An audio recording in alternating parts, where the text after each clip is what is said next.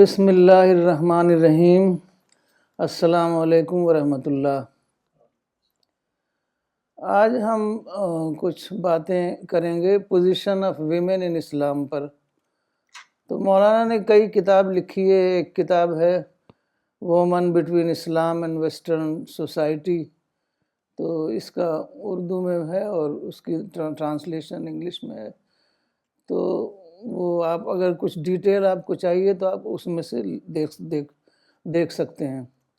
اور اصل میں پوزیشن آف ویمن جو اتنا زیادہ خراب تھی، انفیریئر پوزیشن تھی، تو اس کا ریزن جو تھا وہ زمانہ تھا۔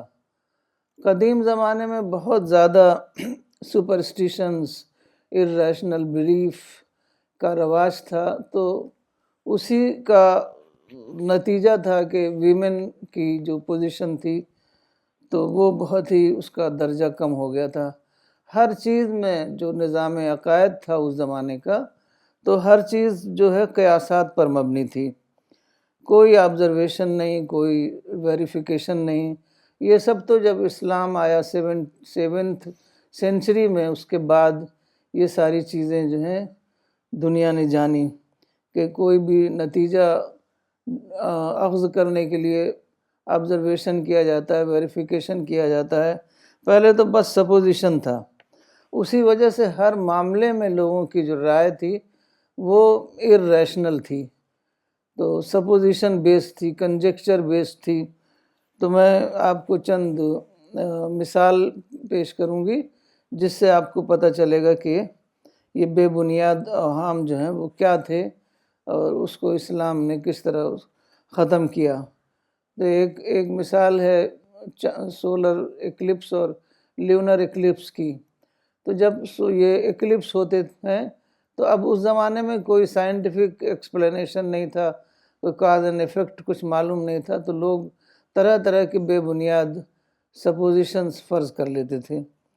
تو چائنا میں یہ تھا کہ جب گرہن لگتا تھا تو وہ لوگ کہتے تھے کہ ایک بہت بڑا آسمانی اژدہا ہے جو سورج کو نگل رہا ہے یا چاند کو نگل رہا ہے۔ تو اس طریقے سے انہوں نے کیا کرتے تھے، ایک بہت بڑے میدان میں آ کر جمع ہو کے شور مچاتے تھے اس کو ڈرانے کے لیے۔ تو وہ کچھ دیر میں تو وہ گرہن ختم ہی ہو جاتا ہے، وہ تو ایک الائنمنٹ ہے، باڈیز سب روٹیٹ کر رہی ہیں، ایسا ایک الائنمنٹ ہو جاتا ہے کہ وہ بیچ میں آ جاتا ہے، کبھی چاند بیچ میں آ جاتا ہے، کبھی ارتھ بیچ میں آ جاتی ہے، اسی کے حساب سے وہ ایکلپس ہوتا ہے۔ تو وہ وقت وہ تھوڑی دیر میں ختم ہو جاتا ہے، تو یہ لوگ یہ سمجھتے تھے کہ جو ہم نے شور مچایا تو اس سے جو ہے اژدہا ڈر کے بھاگ گیا۔ تو اس طریقے سے وہ اور زیادہ ان کو یقین ہو جاتا تھا کہ جو ہمارا طریقہ ہے شور مچانے کا وہ صحیح ہے۔ تو اور بھی دوسرے مفروضات تھے، مطلب یہ بھی تھا کہ جب کوئی بڑے آدمی کا انتقال ہوتا ہے تو یہ گرہن لگتے ہیں۔ تو ایسا ہوا ہے کہ ایک بار جب رسول اللہ صلی اللہ علیہ وسلم کا بیٹا حضرت ابراہیم کے بیٹے ابراہیم کے شوال 10 ہجری میں ان کا انتقال ہوا، تو اتفاق ایسا تھا کہ سورج گرہن پڑا۔ تو لوگوں نے کہنا شروع کر دیا کہ پرافٹ کے بیٹے کا انتقال ہوا ہے تو اس وجہ سے گرہن پڑا ہے۔ تو جب رسول اللہ صلی اللہ علیہ وسلم کو معلوم ہوا تو فوراً وہ آئے مسجد میں اور انہوں نے لوگوں کو جمع کیا۔ جب کوئی بڑا مسئلہ ہوتا تھا تو فوراً لوگوں کو جمع کر کے آپ وہاں ایڈریس کرتے تھے۔ تو فوراً ایڈریس کیا کہ یہ سب بالکل غلط باتیں ہیں، بے بنیاد باتیں ہیں، کسی کے مرنے سے جینے سے یہ سب نہیں ہوتا، بلکہ یہ سب خدا کی نشانیاں ہیں، ایسا ہو تو تم لوگ خدا کو یاد کرو، خدا کا ذکر کرو۔ تو اس طریقے سے اسلام نے ایک ایک کر کے ارریشنل بلیفس جو ہیں وہ سب ختم کیے۔ تو اسی طریقے سے جب مصر فتح ہوا تو مصر کے فاتح ہیں عمرو ابن العاص۔ تو جب وہ وہاں پر گورنر ہو کے گئے وہاں، تو وہاں پر کیا ہوا کہ لوگ ان کے پاس آئے۔ ایک وہاں پر جو لوکل کیلنڈر تھا تو اس کا ایک منتھ تھا باؤنا۔ تو باؤنا کے مہینے میں ان کا رواج تھا کہ دریا نیل کا پانی جو رکا رہتا ہے، تو باؤنا کے مہینے میں وہ 12ویں دن اور ایک دوشیزہ کو خوب زیور کپڑے پہنا کر، اور ایسی دوشیزہ جو اپنے ماں باپ کی اکیلی ہو، پھر وہ اس کو دریا میں ڈال دیتے تھے تو پھر پانی آ جاتا تھا۔ تو انہوں نے جب اسلام آیا تو وہ گئے عمرو بن العاص کے پاس کہ پانی نہیں آ رہا ہے دریا میں، تو اب کیا کریں؟ تو پھر انہوں نے کہا کہ نہیں، یہ تو اسلام میں الاؤڈ نہیں ہے۔ تو پھر جب لوگ بہت زیادہ پریشان ہوئے، پانی جاری نہیں ہو رہا تھا، تو اس کے بعد عمرو بن العاص نے حضرت عمر جو خلیفہ تھے ان کو خط لکھا کہ ایسا ایسا معاملہ ہے۔ تو انہوں نے ایک پرچے پر یہ میسج لکھ کر بھیجا کہ یہ پرچہ جو ہے وہ دریائے نیل میں ڈال دو۔ تو اس میں یہ لکھا ہوا تھا، خدا کے بندے عمر، امیر المومنین کی طرف سے مصر والوں کے دریائے نیل کے نام، اگر تو خود اپنی طرف سے جاری ہوتا تھا تو نہ جاری ہو، اور اگر اللہ رب العالمین تھا جو تجھ کو جاری کرتا تھا تو ہم اللہ سے درخواست کرتے ہیں کہ وہ تجھ کو جاری کر دے۔ تو یہ پرچہ اس میں ڈال دیا گیا، اور دوسرے دن خوب اس میں پانی جو ہے بہت زیادہ پانی اس میں آ گیا، جاری ہو گیا۔ تو اس طریقے سے ساری جو میتھالوجی بیسڈ پورا نظام تھا پرانے زمانے کا، تو وہ دھیرے دھیرے اسلام نے ختم کیا، اور اسی کی وجہ سے ساری ترقیاں رکی ہوئی تھیں۔ تو جب یہ ساری میتھالوجیکل سسٹم ختم ہوا اور لوگوں نے جو چیزوں کی حقیقت کو جانا، تب دھیرے دھیرے لوگ ریسرچ اور انویسٹیگیشن میں اپنے آپ کو انہوں نے انگیج کیا۔ تو اسی طریقے سے عورت کے بارے میں، چونکہ آج ہمارا موضوع عورت ہے، تو عورت کے بارے میں طرح طرح کے بے بنیاد عقیدے تھے۔ تو کہا جاتا ہے کہ ایک جو پہلی عورت دنیا میں آئی وہ پینڈورا تھی، اور ایک بادشاہ تھا زیس، اس نے یہ عورت بنائی اور عورت کو دنیا میں بھیج دیا۔ تو دنیا میں ایک دیوتا تھا، یہ بادشاہ زیس جو نا دیوتاؤں کا بادشاہ تھا۔ تو جو ایپیتھیمیس ایک دیوتا تھا جو دنیا میں رہتا تھا، تو اس نے اس کو اپنی بیوی بنا لیا۔ تو یہ پینڈورا جو ہے نا ایک بکس لے کر آئی تھی، اور اس نے دنیا میں یہ بکس کھول دیا، تو اس بکس میں ایول بھری ہوئی تھی۔ تو آپ سوچ سکتے ہیں کہ جب ایک پہلی عورت کا یہ امیج ہے کہ وہ ساری ایول لے کر دنیا میں آئی ہے، تو عورت کی کیا پوزیشن ہوگی۔ تو اسی طریقے سے جو سیمیٹک ریلیجنس ہیں اس میں سب سے پہلی خاتون جو ہیں وہ ایو ہیں، اور پہلے انسان جو ہے وہ ایڈم ہیں۔ تو اللہ تعالیٰ نے ایڈم اور ایو کو بنایا۔ تو جو اسلام سے پہلے ایسا تھا، جو بھی بائبل ہیں اور دوسرے جو اس طریقے کی کتابیں ہیں، اس میں یہ ہے کہ ایو جو ہے وہ رسپانسبل ہیں for original sin, for the fall of man. وہ اس طرح کے کہ اللہ تعالیٰ نے اس پہلے جوڑے کو جنت میں رکھا۔ اب اس کے بارے میں کئی باتیں ہیں کہ اصل جنت میں رکھا یا یہ دنیا ہی اس وقت، جس کو بائبل میں باغ عدن کہا گیا ہے، تو اس وقت جو انپلیوٹڈ دنیا ہوگی وہ تو خود ہی جنت لگتی رہی ہوگی۔ تو بہرحال وہ یہی ہے کہ جنت میں رکھا۔ تو اللہ تعالیٰ نے ایک پیڑ کے بارے میں کہا کہ اس پیڑ کا پھل تم مت کھانا۔ تو اللہ تعالیٰ ٹیسٹ کرنا چاہ رہے تھے کہ کتنا زیادہ یہ لوگ جو ہیں میچور ہیں، کتنے اوبیڈینٹ ہیں۔ تو لیکن کیا ہوا کہ شیطان آیا سرپنٹ کے روپ میں، اور اس نے بہکایا۔ بائبل کا یہ ورژن ہے کہ اس نے حوا کو بہکایا، اور حوا نے آدم کو بہکایا۔ اس طریقے سے دونوں نے پھل کھایا، اور اللہ ناراض ہو گیا اور ان کو زمین میں بھیج دیا مشقت اٹھانے کے لیے۔ تو یہ ہے، اور وہ جو ہے جو آدم نے جو گناہ کیا اس کو اوریجنل سن کہتے ہیں کرسچینٹی میں۔ اوریجنل سن جو ہے وہ معاف نہیں ہوتا۔ ہر بچہ جو پیدا ہوتا ہے وہ اس سن کے ساتھ مطلب اس سن کو ہر بچہ انہیرٹ کرتا ہے۔ پھر اس کے بعد بچے کو کئی بار چرچ لے جاتے ہیں اور اس کو ایبسالو کرتے ہیں اس سن سے۔ تو اب یہی قصہ جو قرآن میں آیا ہے وہ یہ ہے، عربی میں ایک ڈوول فارم ہوتا ہے ورب کا، تو دونوں نے کیا۔ تو جیسے قالا، دو آدمی بولے، تو اس طریقے سے قرآن میں پورا جو قصہ بتایا ہے سورہ الاعراف میں ورس ہے 20 to 23، تو اس میں بتایا ہے کہ دونوں کو شیطان نے بہکایا، دونوں نے پھل کھایا، دونوں سے اللہ ناراض ہوا، دونوں کو جنت سے نکالا گیا، اور دونوں نے پھر بعد میں معافی مانگی اور اللہ نے ان کو معاف کیا۔ جب جینوئن معافی ہوتی ہے تو وہ معاف ہوتی ہے، اللہ تعالیٰ معاف کرتے ہیں۔ اور حضرت آدم کو پیغمبر بنایا، پہلا پیغمبر، تو یہ اس میں حوا کا کوئی الگ سے وہ نہیں ہے کہ حوا ایول تھیں اور انہوں نے ایول کو دنیا میں پھیلا دیا، تو وہ دونوں ریسپانسبل تھے اور دونوں کی معافی بھی ہو گئی۔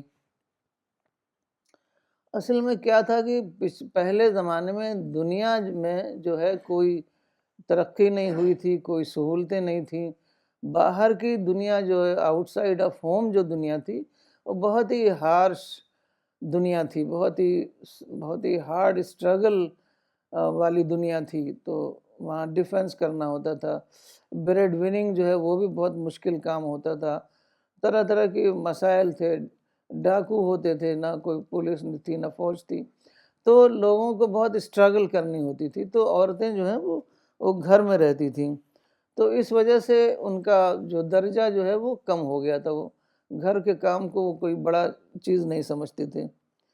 تو یہ درجہ اتنا زیادہ کم ہوا کہ ارسطو جیسا اتنا بڑا فلاسفر یونان کا، اس نے اپنی کتاب میں لکھا کہ عورتوں کے منہ میں دانت کم ہوتے ہیں۔ تو اس میں دو بات ہے، ایک تو عورتوں کا درجہ کم تھا، دوسرے یہ کہ وہ زمانہ ہی نہیں تھا آبزرویشن کا، ویریفیکیشن کا۔ تو برٹرینڈ رسل جو 20th سینچری کا فلاسفر ہے، بہت بڑا فلاسفر ہے، تو اس نے کہا کہ ارسطو کے 2 بیویاں تھیں تو وہ چیک نہیں کر سکتا تھا اپنی بیوی کے دانت، تو یہ حالت تھی قدیم زمانے کی۔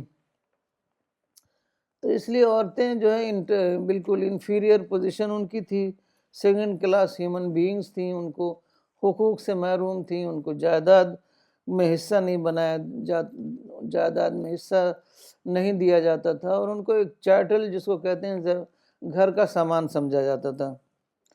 تو اسلام نے پہلی بار عورتوں کو جائیداد میں حصہ دیا، کہ جائیداد میں حصہ دینے سے ایک دم انسان کی جو ہے پوزیشن بالکل بڑھ جاتی ہے، اونچی ہو جاتی ہے، اور نہ صرف دنیا میں تمام حقوق عورت کو دیے گئے بلکہ آخرت کے لحاظ سے کہا گیا کہ جو بھی نیک عمل کرے گا، تو ایک قرآن میں سورہ النساء میں ہے، جو کوئی نیک عمل کرے گا وہ مرد ہو یا عورت، بشرطے کہ وہ مومن ہو، تو ایسے لوگ جنت میں داخل ہوں گے۔ تو دنیا کی بھی بلیسنگز عورت کے لیے برابر ہے اور آخرت کی بھی بلیسنگز عورت کے لیے برابر ہے۔ اب میں کچھ تھوڑے سے مثالیں دوں گی کہ جو رسول اللہ صلی اللہ علیہ وسلم کے زمانے کی خواتین، تو اس سے پتہ چلے گا کہ اسلام نے عورت کو کیا درجہ دیا ہے۔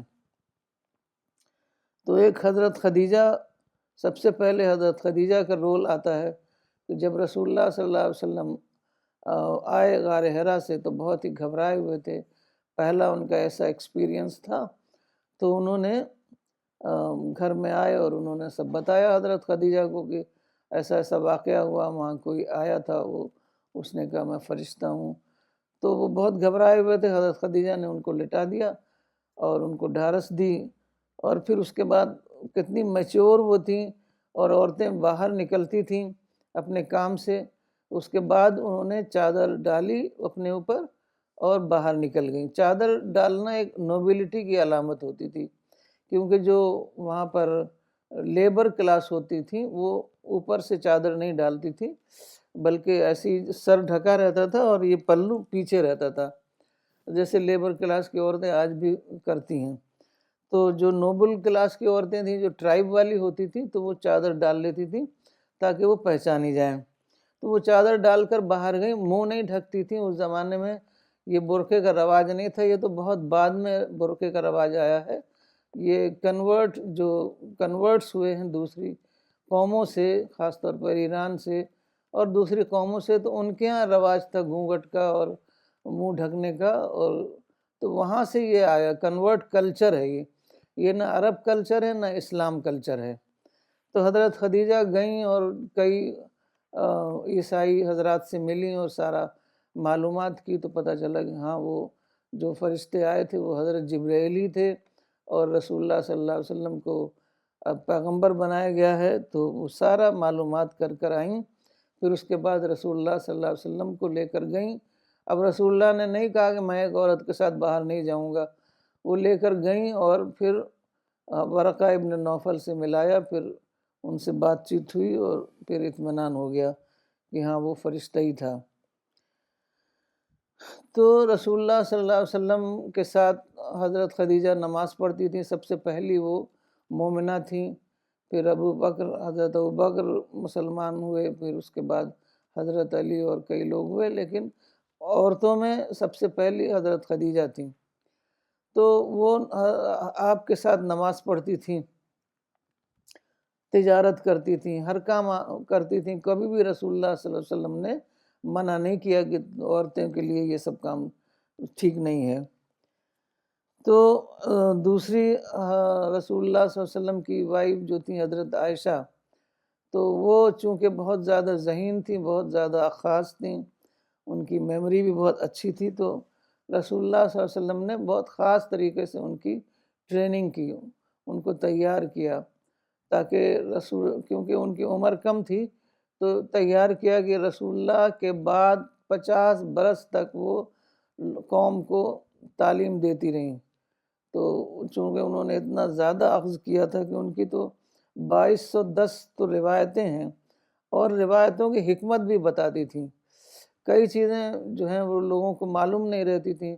صحابی آتے تھے، بڑے بڑے صحابی، عبداللہ ابن عباس جیسے صحابی آتے تھے، اور ان سے معلوم جب بھی کوئی اشکال ہوتا، ابو موسیٰ اشعری نے کہا کہ جب بھی کوئی اشکال ہوتا ہے تو ہم ان کے پاس جاتے اور وہاں علم پاتے۔ تو اس طریقے سے آپ نے حضرت عائشہ کو تیار کیا۔ وہ صرف عورتوں کو تعلیم نہیں دیتی تھی، بلکہ مرد بھی ان کے پاس آتے تھے اور ان سے علم حاصل کرتے تھے۔ تو اس طریقے سے عورتیں جو ہیں باغ میں جاتی تھیں، اپنے باغ میں اپنا کام کرتی تھیں۔ اس میں ایک حضرت اسما جو حضرت ابوبکر کی بیٹی تھیں، ان کا نام آتا ہے، اور ایک ابو دہدہ کی وائف تھیں ام الدہدہ، ان کا نام آتا ہے۔ ایک بار ابو دہدہ نے اپنا ایک باغ صدقہ کر دیا، تو اس وقت وہ جب گئے تو ام الدہدہ وہاں باغ میں تھیں، تو جو بھی باغ میں کام ہوتا ہے وہ یہ لوگ کرتی تھیں۔ تو انہوں نے کہا کہ ام الدہدہ اب یہاں باغ میں سے نکلو، یہ باغ میں نے صدقہ کر دیا ہے۔ تو اس طریقے سے عورتیں جو ہیں ہر چیز میں شریک ہوتی تھیں۔ اس زمانے میں جو کام تھے، جو ایکٹیویٹیز تھیں، اس میں عورتیں شریک ہوتی تھیں، اور چہرے کا پردہ نہیں تھا، بس چادر اوڑھتی تھیں، اور بس وہی پردہ تھا، اور سادہ کپڑے، اور جو ہے بالکل ڈگنیفائڈ بیہیویئر، وہ تو ایک مسلمان عورت سے ایکسپیکٹڈ ہی ہے۔ تو وہ نماز میں شریک ہوتی تھیں، یہاں تک کہ رات کی نماز میں بھی شریک ہوتی تھیں، اور جن کے گھر میں چھوٹا بچہ ہوتا تھا اور گھر میں بچے کو دیکھنے والا کوئی نہیں ہوتا تھا، تو وہ بچے کو لے کر آ جاتی تھیں۔ اور کبھی کبھی ایسا ہوتا ہے کہ بچہ رونے لگتا، تو رسول اللہ صلی اللہ علیہ وسلم ان سے یہ نہیں کہتے کہ تم بچے کو لے کر آتے ہو اور میرا نماز خراب کرتے ہو، ڈسٹرب کرتے ہو، بلکہ رسول اللہ خود اپنی نماز کو مختصر کر دیتے، اور ان سے آپ سے پوچھا گیا تو انہوں نے کہا کہ میں نہیں چاہتا کہ ماں کو تکلیف ہو بچے کے رونے سے، اس لیے میں اپنی نماز مختصر کر دیتا ہوں۔ اب آج کچھ بھی ہوگا تو آدمی یہی کہے گا کہ تم بچے کو لے کر کیوں آتی ہو، ہماری نماز ڈسٹرب ہوتی ہے۔ تو رسول اللہ صلی اللہ علیہ وسلم کا اسوہ کچھ اور تھا، اور آج ہم کچھ اور فالو کر رہے ہیں۔ تو عورتیں جو ہیں بیٹل فیلڈ میں بھی جاتی تھیں، وہاں زخمیوں کی مرہم پٹی کرتی تھیں، اور اس طریقے کے جو بھی کام ہوتے ہیں عورتوں کے، مطلب کہ وہ کرتی تھیں۔ تو ایک ام عطیہ تھی، انہوں نے کہا کہ میں 7 غزوات میں آپ کے ساتھ شریک ہوئی ہوں، اور جب یہ لوگ پوچھتے ہیں رسول اللہ سے کہ ہم جا سکتے ہیں، آپ کبھی ان کو منع نہیں کرتے۔ تو ایک تھیں بریرہ، اور ان کے ہسبینڈ تھے مغیث تھے بلیک، تو بریرہ کو مغیث پسند نہیں تھے، تو وہ سپریشن چاہتی تھیں، تو انہوں نے رسول اللہ صلی اللہ علیہ وسلم کے پاس آئیں اور کہا کہ مجھے سپریشن چاہیے. آپ مغیث بہت رو رہے تھے، تو رسول اللہ بہت ہی رحم دل، تو ان کو رحم آیا اور کہا کہ تم رجوع کر لو، مت طلاق لو. تو انہوں نے یہ پوچھا بریرہ نے، اب دیکھیے کہ عورت کتنی آزاد تھی. انہوں نے پوچھا کہ یہ آپ کی رائے ہے یا خدا کا حکم ہے؟ تو آپ نے کہا نہیں، یہ میری رائے ہے، میں تم سے سفارش کر رہا ہوں. تو بریرہ نے کہا نہیں، مجھے کوئی ضرورت نہیں ہے ان کی، اور she went for separation. تو اس طریقے سے رسول اللہ نے ان کو کچھ نہیں کہا کہ دیکھو تم میری رائے کی تم نے کچھ بھی خیال نہیں کیا اور تم اپنی مرضی چلا رہی ہو، کچھ نہیں کہا، کیونکہ عورت کو پوری آزادی ملی ہوئی تھی. اور ایک بار ایک تو بہت ہی دلچسپ واقعہ ہے کہ ایک فضل ابن عباس تھے، تو وہ مکے کے حج کے زمانے میں وہ رسول اللہ کے ساتھ تھے، غالباً وہ اس پر تھے، کیمل پر بیٹھے ہوئے تھے. تو ایک خاتون آئیں، تو ان کو کچھ مسئلہ پوچھنا تھا. حج کے موقع پر پہلا حج تھا، لوگوں کو مسئلے مسائل نہیں معلوم تھے. تو آئیں تو فضل ابن عباس بھی ہینڈسم تھے، اور وہ جو خاتون تھی وہ بھی خوبصورت تھیں. تو دونوں ایک دوسرے کو دیکھنے لگے. تو رسول اللہ نے وہ خاتون سے کچھ نہیں کہا، وہ جو فضل کو ہاتھ ایسے کر کے انہوں نے ایسے کر دیا، ادھر منہ کر دیا، اور خاتون سے کچھ نہیں کہا. تو آپ سوچ سکتے ہیں کہ خاتون کے لیے کوئی بھی رکاوٹ نہیں تھی کام کرنے کی. رسول اللہ صلی اللہ علیہ وسلم کے زمانے میں، صحابہ کے زمانے میں، یہ تو بہت بعد میں جب ایران وغیرہ فتح ہوا تو ایران کلچر اصل میں جو ہے وہ چھا گیا، اور لوگ جو ہیں عورتوں کو گھروں میں رکھنا پسند کرنے لگے. کیونکہ ایران میں کیا تھا کہ جو نوبلٹی تھی، رائل کلاس تھی، جو ایلیٹ کلاس تھی، ان کی عورتیں گھر سے باہر نہیں نکلتی تھیں. وہ سمجھتے تھے بہت ہی کم سمجھتے تھے، کیونکہ لیبر کلاس باہر نکلتی تھی تو اس سے اپنے کو الگ کرنے کے لیے ان کی عورتیں باہر نہیں نکلتی تھیں. تو اس طریقے سے چونکہ اب مسلمانوں کی ایک امپائر بن گئی تھی، تو انہوں نے اس جو رائل کلچر کو اپنا لیا تھا. اس طریقے سے وہ کلچر مسلمانوں میں آ گیا.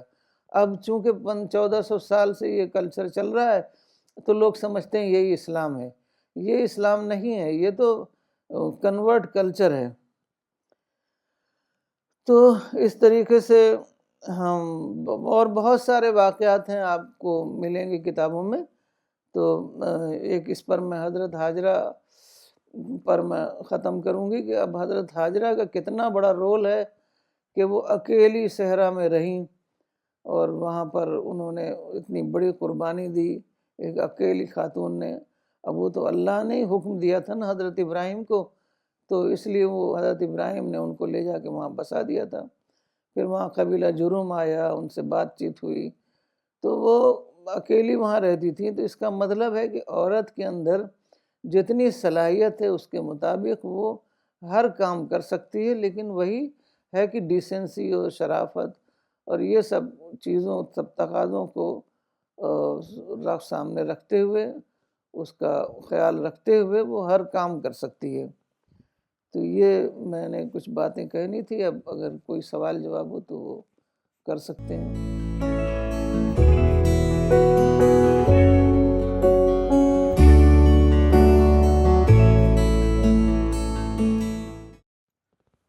جی جزاک اللہ آپا. کچھ سوال لوگوں نے بھیجے ہیں، اور میں یہ بھی ریکویسٹ کروں گا سب سے کہ وہ اپنی لوکیشن ضرور مینشن کریں when you post your comments اور کوشچنس. آپا یہ ایک پہلا سوال آیا ہے میرٹھ سے، اور زبیر اقبال صاحب نے بھیجا یہ سوال. سوال یہ ہے کہ how did the prophet of Islam elevate the position of women? تو اس کے بارے میں آپ کیا کہیں گی؟ یہی طریقہ تھا پرافٹ کا کہ ہر موقع انہوں نے دیا عورتوں کو کام کرنے کا. کسی کام کے لیے عورتوں کو منع نہیں کیا گیا. عورتوں کو باقاعدہ تعلیم حاصل کرتی تھیں، سرمن اٹینڈ کرتی تھیں، نماز آپ کے ساتھ پڑھتی تھیں. جو سرمن ایک بار کسی خاتون نے کہا کہ یہاں بہت جینٹس ہوتے ہیں تو ہمیں تھوڑا ہیزیٹیشن ہوتا ہے، تو آپ نے ان کے لیے الگ ویکلی کلاس بنا دیا.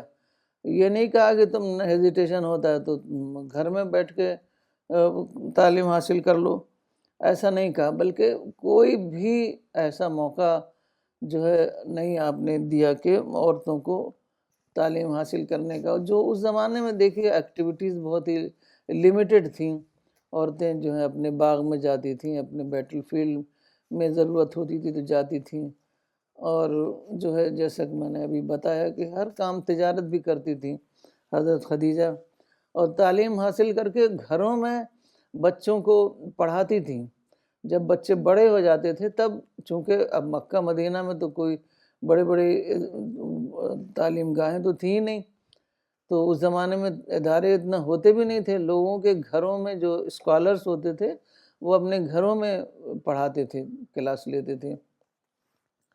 تو وہ مکہ مدینہ میں تو ایسا تھا نہیں، ابھی تو وہاں تعلیمی شروع ہی ہوئی تھی، لیکن دوسرے شہروں میں جہاں انتظام تھا تو یہ بچے تعلیم حاصل کر کے خواتین سے پھر باہر جاتے تھے. تو اس طریقے سے عورتیں اس زمانے کے جتنے بھی کام تھے وہ عورتوں کو کبھی منع نہیں کیا آپ نے، بلکہ باقاعدہ ٹرین کیا. حضرت عائشہ کو ٹرین کیا، عورتوں سے مشورے لیے. ام سلمہ سے مشورہ ایک لیا تھا، وہ لمبا ہو جائے گا، تو ہر کام آپ نے عورتوں سے کروایا، اور اگر عورتیں کوئی کام کر رہی تھیں تو اس کو منع نہیں کیا. تو یہی طریقہ تھا رسول اللہ صلی اللہ علیہ وسلم کا کہ عورتوں کو موقع دیا گیا آگے بڑھنے کا. Appa, I'd like to in fact add, because I have also interacted with many people, and usually this question crops up that the position of women is inferior in Islam, or that they don't enjoy respect in Islam. But there were two hadiths which are very widely known, but I would still like to make a mention of it.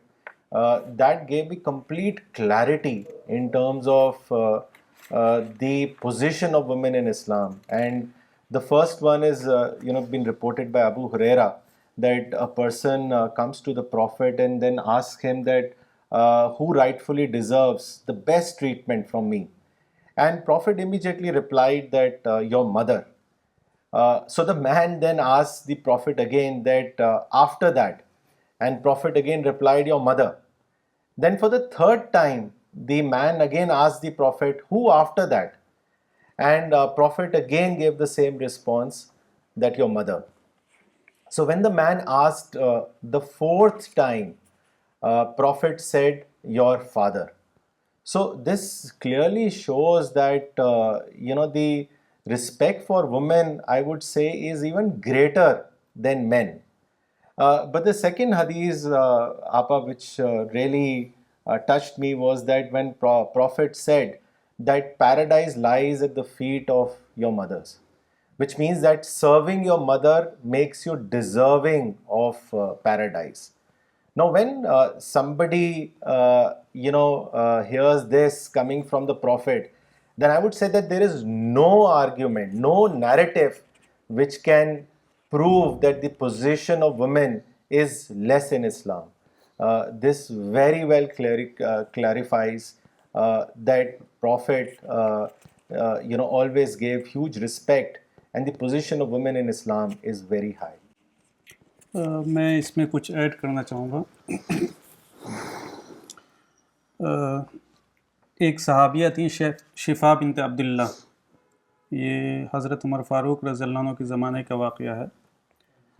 ان کو رسول اللہ صلی اللہ علیہ وسلم نے مدینہ کے بازار کا incharge بنایا تھا. تو اگر یہ ایکولیٹی نہیں ہوتی تو انچارج نہیں بناتے حضرت عمر رضی اللہ عنہ.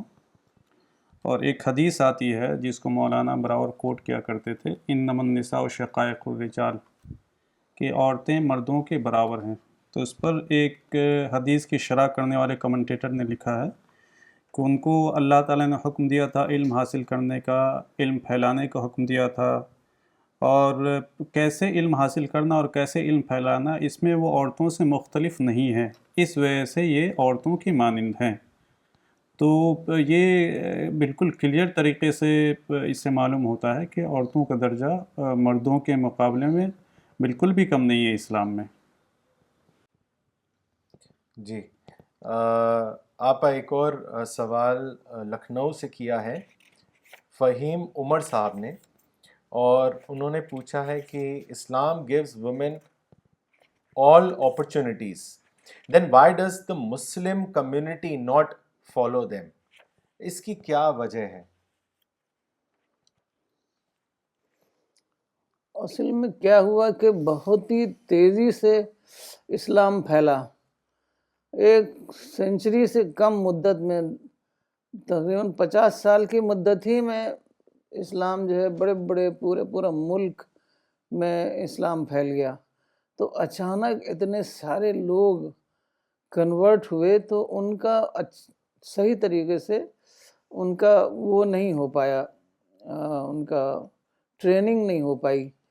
ان کا جو کلچر تھا اسی کو اسلامائز، مطلب گریجولی وہی کلچر اسلامائز ہو گیا. اور اصل میں وجہ یہ تھی کہ عربوں میں تو کوئی بادشاہت کا کوئی وہ تھا نہیں ٹریڈیشن. تو اب عرب لوگ جو ہے عباسی زمانے میں بہت ہی بڑی امپائر ان کی ہو گئی تھی. تو اس کو انہوں نے جو ایران کی جو امپائر تھی اور وہاں کے جو طریقے تھے، جو کورٹ ہوتا تھا اور جو بادشاہ کا جو سارے آداب و لحاظ سب ہوتے تھے، وہ ساری چیزوں کو انہوں نے اپنا لیا. تو اسی طریقے سے جو حرم ہوتے تھے، بادشاہ کی عورتیں حرم میں رہتی تھیں تو بالکل باہر نہیں نکلتی تھیں، وہ کلچر تھا. اب وہ دھیرے دھیرے کیا ہوا کہ وہ کلچر جب صدیاں گزر جاتی ہیں نا، تو وہ لوگوں نے اس کو اسلام سمجھ لیا. وہ اسلام نہیں تھا، لیکن اسلام، وہ مسلم اینڈ اسلام میں فرق نہیں کر پائے. وہ مسلم کلچر کو یا کنورٹ کلچر کو وہ اسلام سمجھنے لگے، اسی کو انہوں نے اسلامائز کر لیا، اسی کو اسلامی نام دے دیے انہوں نے. اور اسی طریقے سے جو فقہا ہیں انہوں نے جو قرآن و حدیث کو اسی طریقے سے ایکسپلین کرنا شروع کر دیا تفسیروں میں، اسی طریقے سے ایکسپلینیشن. کیونکہ زیادہ تر لوگ عراق اور ایران کے ہی تھے، جتنے جو ہمارے اسکالرس تھے اس میں زیادہ تر عراق اور ایران کے تھے. تو وہ خود ہی اس کلچر سے متاثر تھے. تو اس طریقے سے وہ کلچر جو ہے وہ ڈومینیٹ کرنے لگا. آج جیسے آپ شادیوں میں دیکھتے ہیں سارا جو رسم و رواج ہوتے ہیں انڈیا میں، وہ انڈین کلچر ہے، وہ اس کو اسلامائز کر لیا گیا ہے. آپ اس سے آپ سمجھ سکتے ہیں وہاں تو اتنی آسان سادہ شادی ہوتی تھی کہ خود رسول اللہ صلی اللہ علیہ وسلم کو بھی شادی میں نہیں بلایا جاتا تھا. ایک عبد الرحمن ابن عوف تھے، حالانکہ پیسے والے تھے وہ. تو ایک دن وہ آئے اور رسول اللہ صلی اللہ علیہ وسلم کے پاس، تو تھوڑا سینٹ مہک رہا تھا. تو آپ نے پوچھا کہ تم نے شادی کی ہے؟ تو انہوں نے کہا ہاں. تو بالکل سادہ طریقے سے یہ لوگ شادی کرتے تھے، اور ایک گٹھلی کے برابر، کھجور کی گٹھلی کے برابر جو سونا ہوتا تھا وہی مہر ہوتی تھی. تو وہی جو ہے نہ لوگوں کو بلاتے تھے جو اپنے رشتہ دار ہیں قریبی، بس ان کو بلایا اور نکاح کر لیا. اور آج کوئی سوچ سکتا ہے کہ شہر میں پرافٹ ہوں اور ان کے بغیر شادی ہو جائے؟ تو یہ سارا جو ہے نا یہ مسلم کلچر ہے. ہمیں مسلم کلچر میں اور اسلام میں فرق کرنا ہوگا.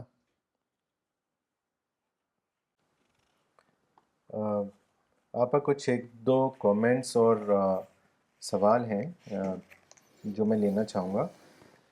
شاد حسین صاحب نے شری نگر سے لکھا ہے an important and informative talk by Apa. Many confusions are removed. Thank you.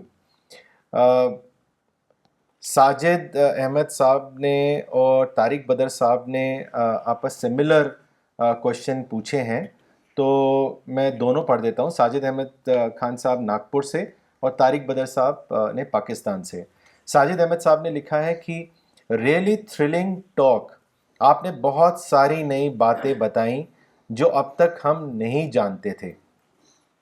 عورتوں کی ڈگنیٹی جس طرح اسلام نے واضح کی ہے کسی اور ریلیجن اور کلچر نے نہیں کی. میرا ایک سوال ہے, مولانا وحید الدین خان صاحب نے لیڈیز کے بارے میں بتایا کہ wives are intellectual partners for their husband, please اس کی وضاحت فرمائیں. ایسے ہی سملر کوشچن طارق بدر صاحب کا بھی ہے, میں وہ بھی پڑھ دیتا ہوں کہ today's lecture was very good and informative. When we see around, we observe that most of women are engaged in managing household stuff and cooking, which I see a very less role of women. Please guide that how one can make our wives our intellectual partners. دلچسپ سوال ہے. اصل میں اس میں عورتیں responsible نہیں ہیں, مرد رسپانسبل ہیں, کیونکہ وہ ایسا کلچر انہوں نے گھر میں بنایا ہوا ہوتا ہے, طرح طرح کے کھانے انہیں کھانے ہوتے ہیں, ان کے دوست ہوتے ہیں, پارٹیاں ہوتی ہیں, ان کے مہمانداری ہوتی ہے. تو عورتیں کیا کریں پھر؟ عورتوں کو ایڈجسٹ کرنا پڑتا ہے. عورتوں کو دیکھیے ٹرین کرنا پڑے گا, ان کو اسی طریقے سے تیار کرنا پڑے گا, اور اس کے لیے جو مولانا کہتے تھے سمپل لیونگ ہائی تھنکنگ, تو وہ سائنا کوا نان ہے, مسٹ ہے. اس کے بغیر آپ کوئی کچھ اور اچیو نہیں کر سکتے. آپ کو اسپریچولیٹی اگر چاہیے, آپ کو آخرت چاہیے, آپ کو تو آپ کو سمپلسٹی کو لینا ہی پڑے گا, ورنہ تو آپ اسی دنیا میں رہیں گے. ہم ایک گئے اپنے خاندانی میں, تو گئے وہاں تو اتنا لمبا دسترخوان, بہت ہی لمبا دسترخوان, اس میں طرح طرح کے انواع و اقسام کے کھانے, اور جو مولانا کا پروگرام ہوا تھا اس میں لیڈیز نے اٹینڈ ہی نہیں کیا, کیونکہ وہ تو کھانے ہی میں شامل تھیں, کھانے ہی پکانے میں شامل تھیں, کھانے کی تیاری میں شامل تھیں, تو وہ اٹینڈ کیا کرتی پروگرام کو. تو یہ ہوتا ہے, تو ان کو آپ موقع تو دیجئے کام کرنے کا, تبھی تو کام کریں گی. اب رسول اللہ صلی اللہ علیہ وسلم نے موقع دیا عورتوں کو, بالکل سادہ کھانا وہاں ہوتا تھا, کھجور کھا لیا, دودھ پی لیا, سادہ کھانا میں کوئی کیا ٹائم لگتا, کچھ نہیں لگتا. تو آپ ان کو موقع دیجئے, تب وہ کام کریں گی. ان کو تھوڑا ایکسپوجر ہونا چاہیے, ان کی ٹریننگ ہونا چاہیے, تب وہ کام کریں گے. اب ہر دم گھر میں بیٹھی کھانا پکاتی رہیں گی, کچن میں بیٹھی رہیں گی, تو وہ کیسے کام کر سکتی ہیں؟ پھر تو آپ ایکسپیکٹ مت کریے ان سے کسی اور کام کرنے کے لیے. تو جیسے مولانا تھے, بالکل سادہ کھانا کھاتے تھے, بس ایک سالن اور روٹی, اور اس میں کتنا ٹائم لگتا ہے, تو سارا ٹائم ہمارا بچتا تھا. اگر وہ کہتے کہ نہیں مجھے یہ کھانا چاہیے, وہ کھانا چاہیے, تو ہم لوگ بھی اسی کھانے پکانے میں لگے رہتے. تو اس طرح سب سے پہلا کام یہ ہے کہ اپنی جو ضرورتوں کو بالکل لمیٹڈ رکھیے, تبھی آپ خود بھی تبھی آپ کو اسپریچولیٹی حاصل ہوگی, اور تبھی آپ اپنے گھر والوں کو بھی اسپریچول کلچر دے پائیں گے. آپ ایک چیز اور بھی ہے کہ anything newness of everything fades away very soon. But اگر آپ ہسبینڈ اور وائف اگر آپس میں انٹلیکچوئل پارٹنر بنتے ہیں, تو مولانا کہا کرتے تھے کہ ایک بہت امپورٹنٹ چیز ہوتی ہے کہ جب آپ ڈائلاگ کرتے ہیں ریگولرلی, تو نئے آئیڈیاز ایمرج ہوتے ہیں. And husband and wife are like co travellers. So, when you exchange ideas with one another, then, it sort of helps you developing intellectually, and your relationship also, remains new all the time. تو اس لیے جو intellectual exchange ہے وہ بہت important ہے. اور profit کی life سے بھی ہم جانتے ہیں کہ کیسے وہ حضرت عائشہ کے ساتھ ایکسچینج کیا کرتے تھے. اینڈ بعد میں حضرت عائشہ جو تھیں وہ صحابہ کو جب بھی کوئی مشکل ہوتی تھی, کوئی ایشو میں پھنستے تھے, تو وہ ان کے پاس جاتے تھے ان سے اوپینین لینے کے لیے. تو وہ کیسے ممکن ہوا؟ وہ اسی لیے ممکن ہو پایا کیونکہ ان کے بیچ میں ہمیشہ انٹلیکچوئل ایکسچینج رہا. اسی پر مجھے ایک بات اور یاد آئی کہ برٹرینڈ رسل جو کہ 20ویں صدی کا سب سے بڑا فلاسفر ہے, تو اس کی شاید اس نے 2 شادی کی 3 شادی کی یاد نہیں آ رہا ہے, لیکن پہلی شادی اور دوسری شادی جو ہے وہ اس کی نہیں چلی, وہ کیونکہ وہ بہت قابل آدمی تھا اور اس کا کوئی انٹلیکچوئل ایکسچینج نہیں ہوتا تھا بیوی سے. لیکن پھر آخری شادی جو اس نے کی وہ اپنی سیکریٹری سے کی، تو وہ شادی اس کی چل گئی۔ تو وہ باہر کے ڈیورس دینا، اس کو تو نوبیل پرائز ملا تھا، تو ڈیورس کے لیے اتنا زیادہ وائف کو دینا پڑتا ہے کہ اس کا سارا، اس نے لکھا ہے کہ نوبیل پرائز کا سارا پیسہ جو ہے وہ ڈیورس کے سیٹلمنٹ میں چلا گیا۔ تو جب اس نے اپنی سیکریٹری سے شادی کی تو پھر وہ چلی، کیونکہ وہ انٹلیکچوئل ایکسچینج اس کا ہوتا رہا ہوگا۔ جی میں ایڈ کرنا چاہوں گا، رسول اللہ صلی اللہ علیہ وسلم حضرت عائشہ سے جو ایکسچینج کرتے تھے اور دوسری بیویوں سے، حضرت عائشہ کہتی ہیں کہ رسول اللہ صلی اللہ علیہ وسلم تہجد کی نماز کے لیے اٹھتے، جب نماز پڑھ لیتے اور میں جاگی رہتی تو مجھ سے ڈسکشن کرتے تھے، اور اگر میں سوئی رہتی تو سو جاتے تھے۔ تو یہ حضرت عائشہ نے اس کو بہت زیادہ بیان کیا، اور مختلف موقع پر حضرت عائشہ سوال کیا کرتے تھے رسول اللہ صلی اللہ علیہ وسلم سے۔ مثال کے طور پر میرے سامنے ایک حدیث ہے پریڈکشن کے بارے میں، ہے کہ آخری زمانے میں کچھ لوگ کعبہ کے اوپر حملہ کرنا چاہیں گے تو اللہ تعالیٰ ان کے حملے کو ناکام کر دے گا، اس پورے علاقے کو میں اللہ تعالیٰ کچھ ایسی چیز بھیجے گا۔ تو حضرت عائشہ کہتی ہیں وہاں پر تو کچھ نیک لوگ بھی رہیں گے، تو ایسا کیسے ہو سکتا ہے کہ ان کو بھی کر دے؟ تو رسول اللہ صلی اللہ علیہ وسلم نے کہا کہ ہو سکتا ہے ایسا ہو، لیکن نیت کے حساب سے ان کو آخرت میں اٹھایا جائے گا، وہ اس کا شمار ان لوگوں میں نہیں ہوگا جو برے لوگ ہیں۔ اسی طریقے سے یاد کیجئے کہ صلح حدیبیہ کے موقع پر رسول اللہ صلی اللہ علیہ وسلم نے جب صلح کیا تو صحابہ کو یہ چیز پسند نہیں تھی۔ رسول اللہ صلی اللہ علیہ وسلم نے ان سے کہا کہ قربانی کرو، تو صحابہ اٹھے نہیں، غم کی وجہ سے اٹھے نہیں۔ تو رسول اللہ صلی اللہ علیہ وسلم کو سمجھ میں نہیں آیا، اپنے خیمے میں آئے، ام سلمہ سے کہا کہ ایسا ایسا ہو رہا ہے، میں کیا کروں؟ تو ام سلمہ نے کہا آپ جا کر خود قربانی کیجئے، سب لوگ قربانی کر دیں گے۔ تو ایک چھوٹی سی بات تھی، رسول اللہ صلی اللہ علیہ وسلم کو سمجھ میں نہیں آیا، ام سلمہ نے کہا، اور آپ صلی اللہ علیہ وسلم نے وہی کیا جو ام سلمہ نے کہا تھا، اور تمام لوگوں نے قربانی کر لیا۔ تو ایک عورت سے ایکسچینج اگر نہیں ہوتا تو ام سلمہ کیسے اتنی اچھا مشورہ دے سکتی تھی وہاں پر؟ جی جزاک اللہ، بہت اچھا پوائنٹ بتایا آپ نے فرحات صاحب، حدیبیہ کے وقت کا جو انسیڈنٹ ہے۔ آپ کچھ کامنٹس پڑھنا چاہوں گا۔ ڈاکٹر سفینہ تبسم نے سہارنپور سے لکھا ہے، this was much needed topic, جزاک اللہ for taking up this today. Ayaz Ahmad sahab نے لکھا ہے، ماشاء اللہ سمپل لیونگ ہائی تھنکنگ کی بہترین وضاحت۔ ڈاکٹر اسلم خان صاحب نے سہارنپور سے لکھا ہے، no soul knows what it will earn tomorrow and no soul knows in what land it will die, God is all knowing, all aware.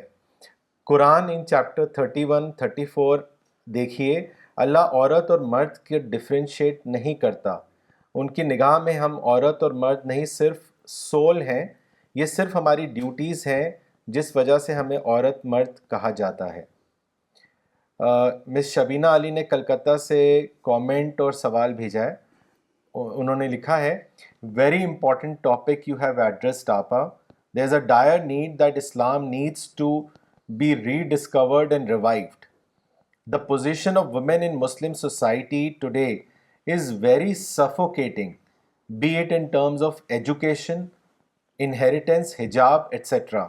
How can the mindset of the Muslim families be changed? اس کے بارے میں بتائیں۔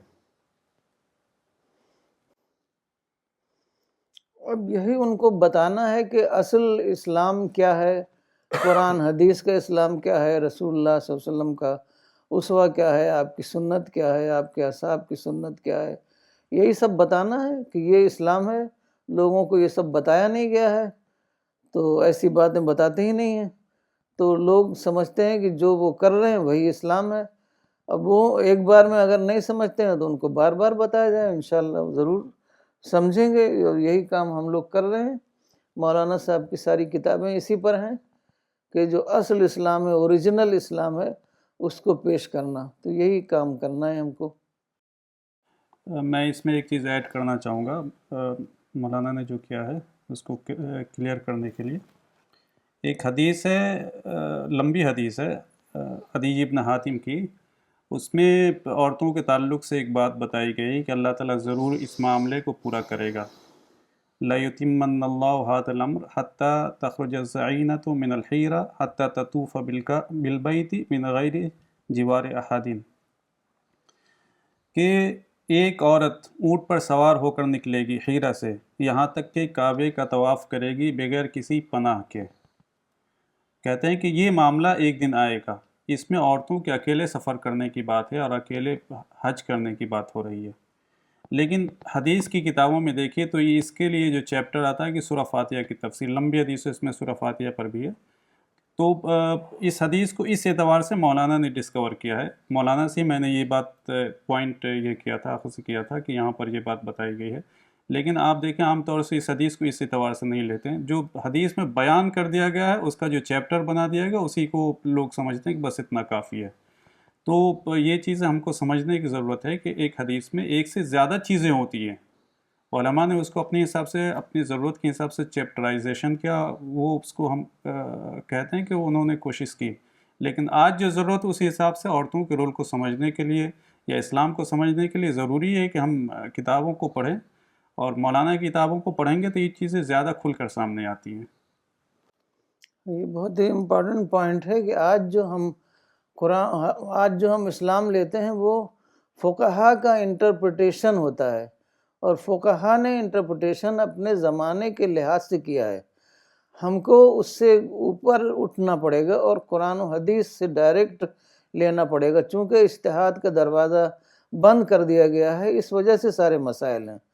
تو اجتہاد کا دروازہ کھولنا ہے، ہم کو قرآن و حدیث سے ڈائریکٹ اخذ کرنا ہے، اور فقہا کا انٹرپریٹیشن اتنا ہی لینا ہے جتنا قرآن و حدیث کے مطابق ہو۔ باقی زمانی انٹرپریٹیشن ہے تو اس کو ہم کو فرق کرنا پڑے گا۔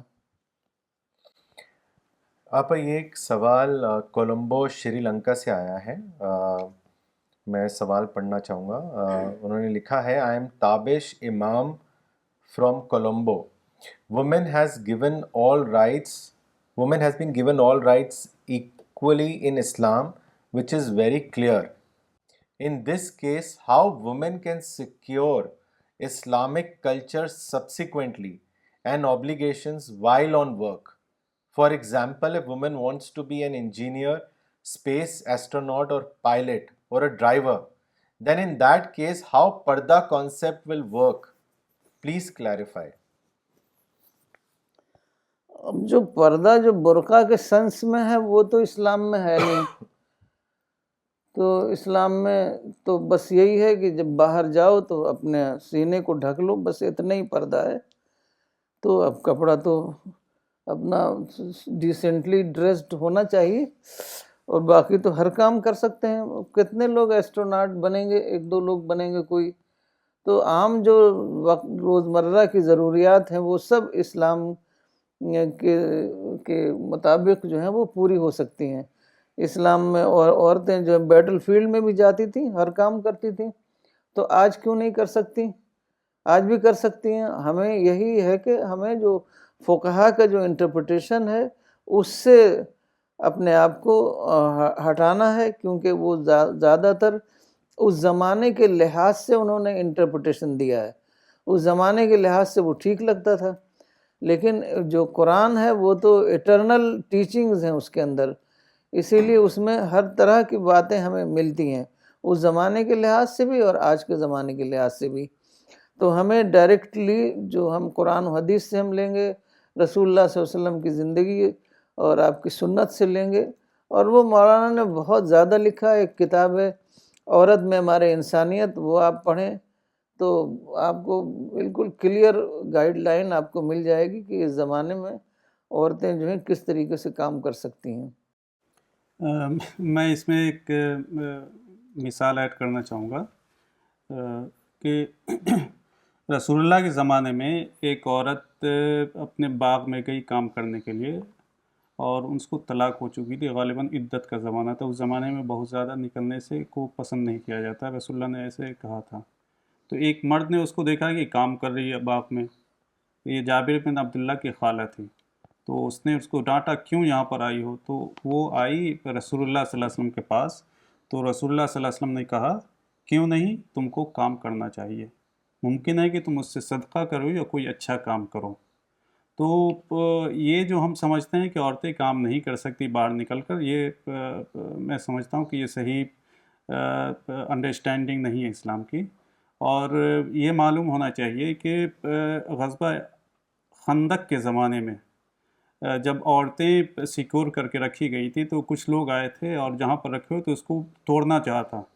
تو اس وقت حسان بن ثابت جو شاعر تھے وہ شاعری میں تو اچھے تھے لیکن مضبوط نہیں تھے. تو ان کو حضرت صفیہ رسول اللہ صلی اللہ علیہ وسلم کی پھوپھی نے کہا تھا کہ اس کو بھگاؤ. تو اس نے کہا کہ مجھے اتنی بھی طاقت نہیں ہے. یہ واقعہ آتا ہے. تو صفیہ نے کہا کیسے ہوگا؟ تو کہا کہ آپ خود بھی کر سکتی ہیں اس کو. تو اس نے وہاں پر جو رکھا ہوا تھا، کچھ رکھا ہوا، تو اس سے اٹھا کر اس کو مارا اور اس کو بھگایا. تو اگر وہ چیز نہیں ہوتی تو حضرت حسان بن ثابت نہیں کہتے کہ تم خود یہ کام کر سکتی آپ کرو، اور نہ وہ جا کر آگے بڑھ کر کرتی. تو اس زمانے کے حساب سے انہوں نے کیا تھا. اس کے زمانے کے حساب سے ضرور کرنا چاہیے عورتوں کو کام، مسلم عورتوں کو نکلنا چاہیے، کرنا چاہیے. ہاں جو ڈگنیٹی کے ساتھ جو لباس پہننے کا اس کو پہن کر کریں. تو میں سمجھتا ہوں جیسا آپ نے کہا یہ اچھی چیز ہے. اصل میں ایران جو ہے نا بہت بڑی امپائر تھا، تو وہ جو رائل کلچر جو پریویل کر رہا تھا نا، وہ کلچر مسلمانوں نے اڈاپٹ کر لیا. اس کلچر کے مطابق عورت کو باہر نکلنا جو ہے بہت ڈیمیننگ تھا، تو وہ باہر نہیں نکلنے دیتے تھے عورتوں کو. وہی چیز جو ہے نا وہ ریفلیکٹ کرتی ہمارے فقہی انٹرپریٹیشن پر. ورنہ اسلام میں کوئی رکاوٹ نہیں ہے. وہ کلچر ہے، رائل کلچر ہے، جس کو مسلمانوں نے پوری طریقے سے اپنا لیا.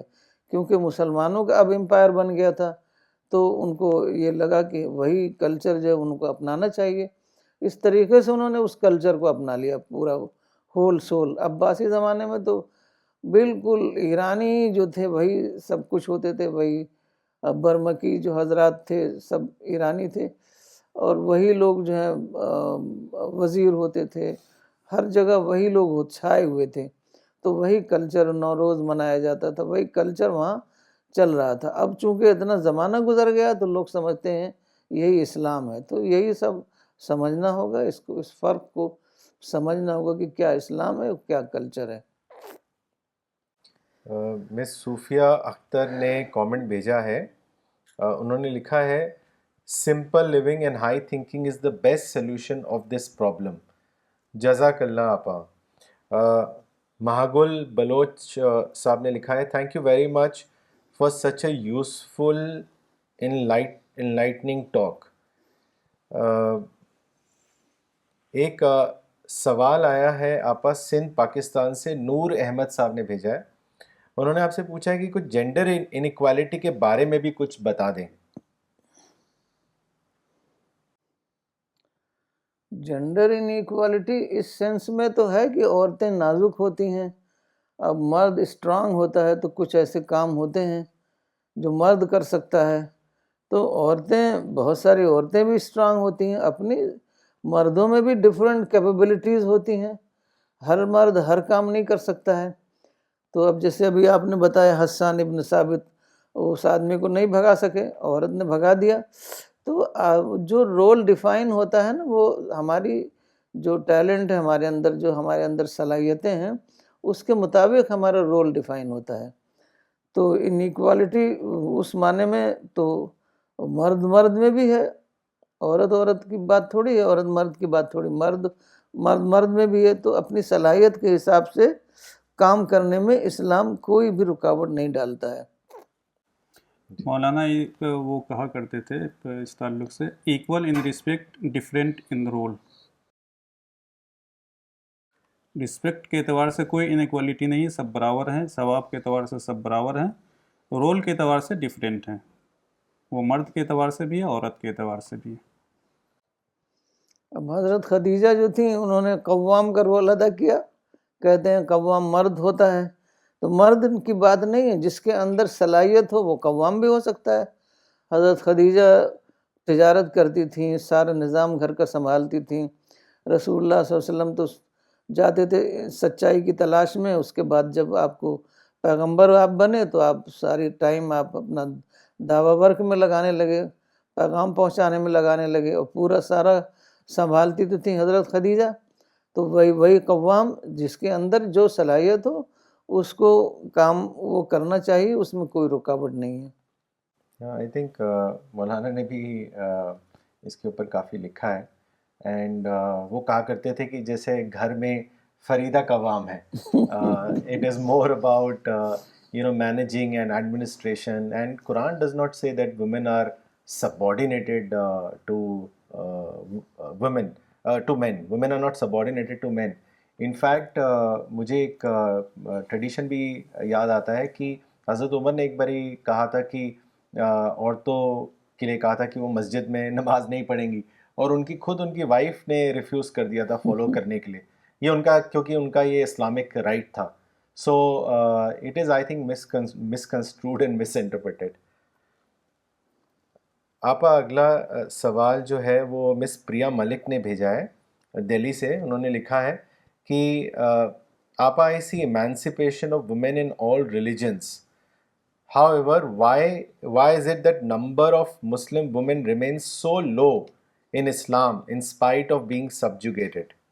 انڈیا کے کانٹیکسٹ میں تو جب یہاں پر انگریز آئے تو اس وقت یہاں پر مسلم امپائر تھی, تو مسلمانوں نے جو ان کے خلاف محاذ قائم کیا, ہر چیز سے بائیکاٹ کیا. یہاں پر جو ویسٹرن ایجوکیشن آئی وہ انگریزوں کے ذریعے سے آئی, تو انہوں نے ہر چیز سے بائیکاٹ کیا, ان کی لینگویج سے, ان کی سائنس سے, ان کے اداروں سے, تو بائیکاٹ کیا. اور جو نان مسلمس تھے انہوں نے بائیکاٹ نہیں کیا, ان کا کوئی مسئلہ نہیں تھا. مسلمانوں کا مسئلہ یہ تھا کہ مسلمان یہاں پر حاکم تھے, ان کی حکومت چھینی گئی تھی, تو وہ ان کے خلاف ہو گئے, اور ان سے کوئی بھی کوآپریشن کرنے کے لیے تیار نہیں تھے. تو اس سے سفر کیا نہ صرف مسلم عورتوں نے سفر کیا بلکہ مردوں نے بھی سفر کیا.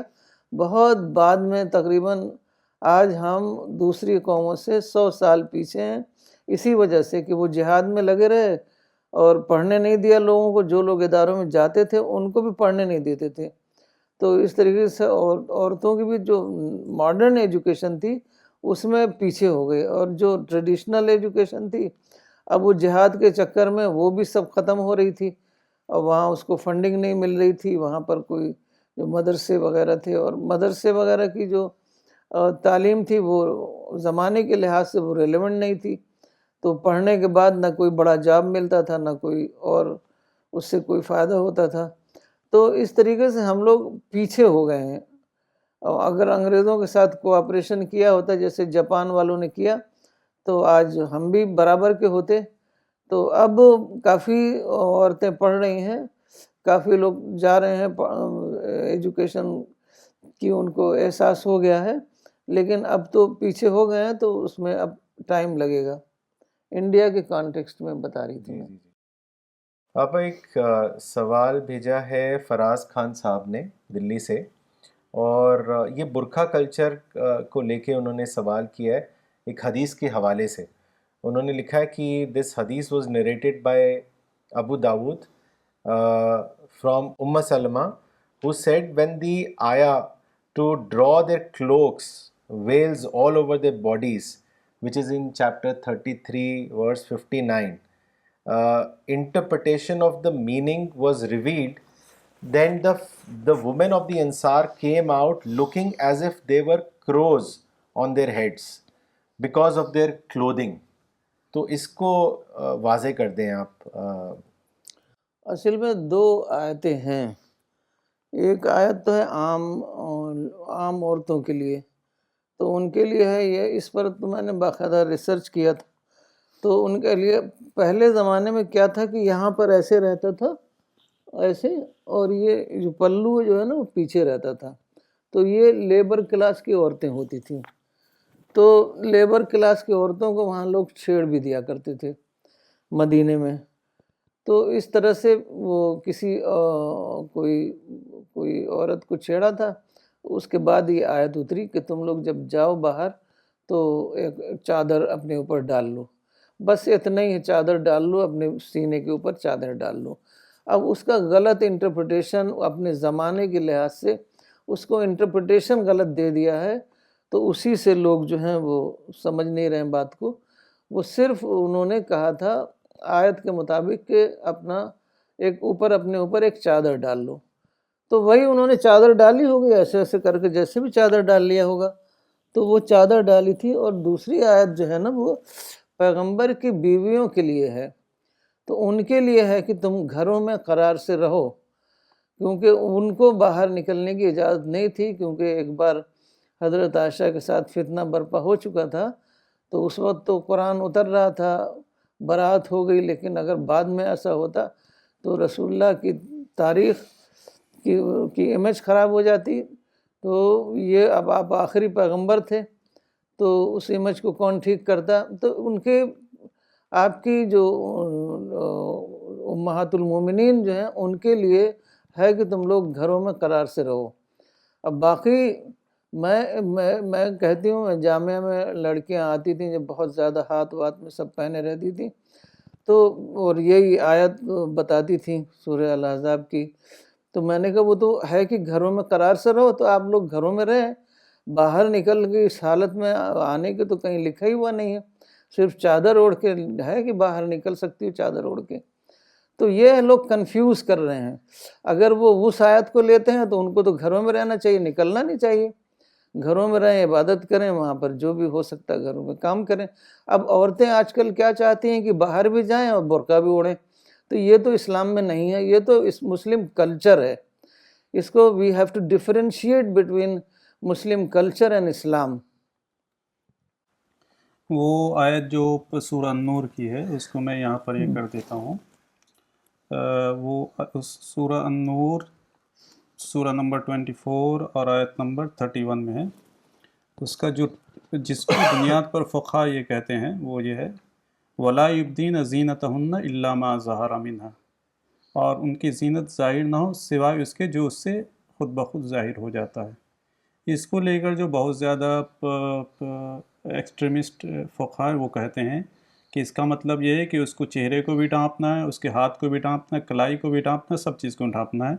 لیکن یہ وہ لوگ کہتے ہیں جو بہت ہی زیادہ ایکسٹریمسٹ جس کو کہہ سکتے ہیں، وہ لوگ کہتے ہیں، ماڈریٹ علماء یہ کہتے ہیں کہ اس کا مطلب وہ نہیں ہے، اس کا مطلب یہ ہے کہ آپ اپنی باڈی کو ٹھیک ٹھاک ڈھانپے رہیں، چہرے کو ڈھانپنا کیا یہ پاسبل نہیں ہے، یہ خلاف فطرت بات ہے، ہاتھ کو بھی ڈھانپنا یہ خلاف فطرت بات ہے، یہ کہتے ہیں۔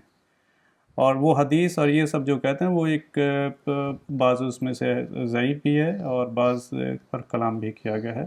صحیح بات یہی ہے کہ چہرہ اور ہاتھ وغیرہ کھلا رہے گا اس کا، اور اس پر علامہ البانی نے کتاب لکھی تھی، مولانا نے اس کو غالباً خاتون اسلام کے لاسٹ میں اس کا خلاصہ بیان کیا ہے، خاتون اسلام کے لاسٹ میں، وہ پڑھ سکتے ہیں۔ کچھ اور کومنٹس اور سوال لینا چاہوں گا آپا۔ یہ سوال بھیجا ہے طارق بدر صاحب نے پاکستان سے۔ انہوں نے لکھا ہے کہ one lady shared that she asked for house hold help from her husband but he said you read تسبیح Fatima. Please explain this incident considering today's time and why there is certain counting number. اس کے بارے میں بتائیں۔ اصل میں وہ حضرت فاطمہ اس زمانے میں بہت ہی سخت زندگی تھی۔ حضرت فاطمہ خود کام کرتی تھیں، ان کے ہاتھ میں چھالے پڑ گئے تھے، چکی پیسنا ہوتا تھا۔ تو ایک بار حضرت علی نے کہا کہ جاؤ رسول اللہ کے پاس بہت سے غلام آئے ہیں، جا کے ایک غلام اپنے لیے لے لو۔ تو وہ گئیں تو وہاں بہت بھیڑ تھی، وہ واپس چلی آئیں۔ پھر رسول اللہ صلی اللہ علیہ وسلم آئے حضرت فاطمہ کے پاس اور کہا کہ کیا بات تھی، تم آئی تھیں؟ تو انہوں نے بتایا کہ ایک غلام چاہیے تھا۔ تو اس پر رسول اللہ صلی اللہ علیہ وسلم نے کہا کہ تم یہ تسبیح پڑھ لیا کرو۔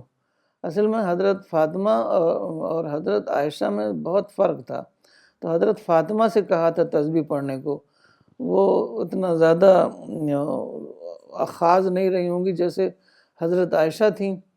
تو حضرت عائشہ سے تو نہیں تسبیح پڑھنے کا، نہ دوسرے صحابہ سے تسبیح پڑھنے کو کہا۔ تو تسبیح پڑھنا کوئی غلط بات نہیں ہے، لیکن قرآن کو سمجھ کر پڑھنا اس کو ذہن نشین کرنا اور اس کو گہرائی سے اس کی معرفت حاصل کرنا تو یہ اور بڑی بات ہے. لیکن اگر آدمی اتنا نہ کر سکے تو تسبیح پڑھ لے. تسبیح پڑھنے کا مطلب ہے خدا کو یاد کرنا. وہ ایسے ہی کہہ دیا تھا آپ نے کہ یہ تسبیح پڑھ لیا کرو تو خدا کو تو یاد کرنا ہی چاہیے. اس کاؤنٹنگ کوئی ضروری نہیں ہے کہ اتنا کاؤنٹ کر کے پڑھنا چاہیے. وہ کسی موقع پر آپ نے کوئی بات کہہ دی, ایسی کوئی بات نہیں تھی جو وہ سب کے لیے اپلائی ہو رہی ہو. وہ جی مس فہمیدہ خان نے فیض آباد سے کامنٹ اور سوال بھیجا ہے. انہوں نے لکھا ہے کہ آج کی ٹاک بہت ہی بہترین تھی. آپا ہم آج کی وومن کو دعوی ورک میں کیسے انوالو کریں, اس کے بارے میں بھی بتائیں. دیکھیے, جب انسان کو وہ لیڈیز ہوں چاہے وہ جینٹس ہوں, جب گہری معرفت ہو جاتی ہے اسلام کی, گہرا ریئلائزیشن ہو جاتا ہے تو یہ خود بخود اس کے اندر یہ ارج پیدا ہوتی ہے کہ ہمیں جو چیز ملی ہے وہ ہم دوسروں تک پہنچائیں.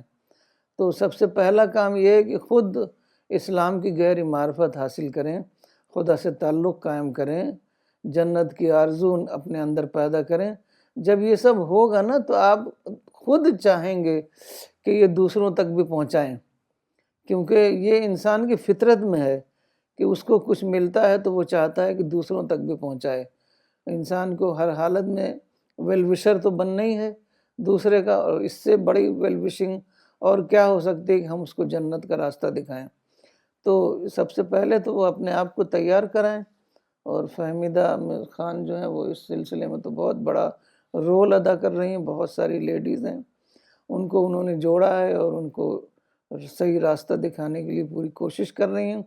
تو وہ اسی طرح دھیرے دھیرے لوگ تیار ہوں گے. جب وہ تیار ہو جائیں گے نا تو ان کے اندر یہ جذبہ خود بیدار ہو جائے گا کہ ہم اس کو دوسروں تک ہمیں پہنچانا ہے, اور اسی میں اجر ہے خدا کا.